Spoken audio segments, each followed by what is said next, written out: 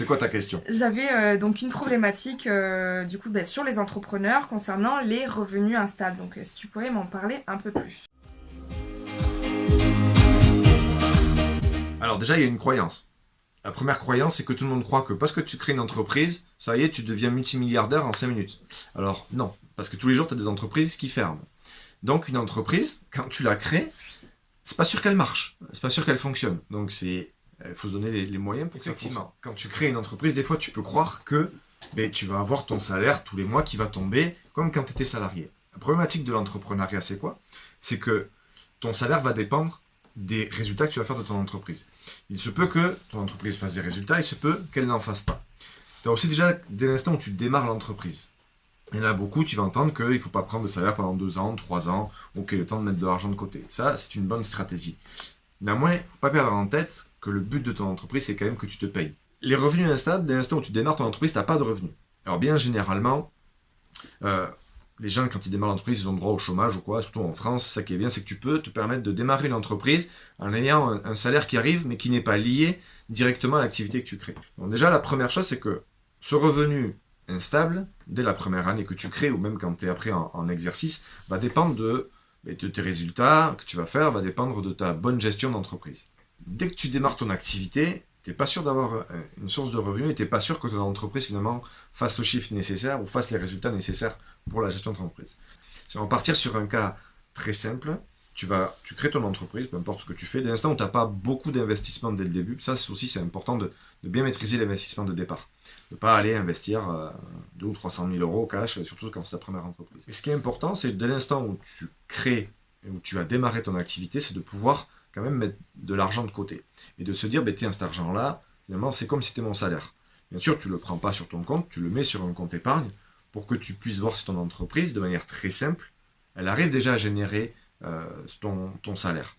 Sans parler après de gestion comptable ou quoi. Mais tu crées 2 comptes, un compte courant et un compte épargne, et tous les mois, tu dis, je veux prendre dans un premier temps 1500, 2000 euros par mois, tu mets cet argent-là de côté. Au moins, tu vois déjà de suite si tu as la trésorerie qui rentre, si ça te permet d'avoir un bon indicateur et de pouvoir te dire, ok, mon entreprise peut me générer un salaire. Parce que le jour où tes aides s'arrêtent, et ça va très très vite, tu peux te retrouver sans salaire. Après, le revenu instable, effectivement, en étant entrepreneur, le revenu, il n'est pas lié au temps que tu passes.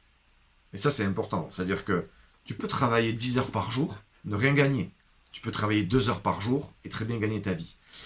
Et ça, surtout quand tu étais salarié, tu étais habitué à ce que ton temps soit ta rémunération.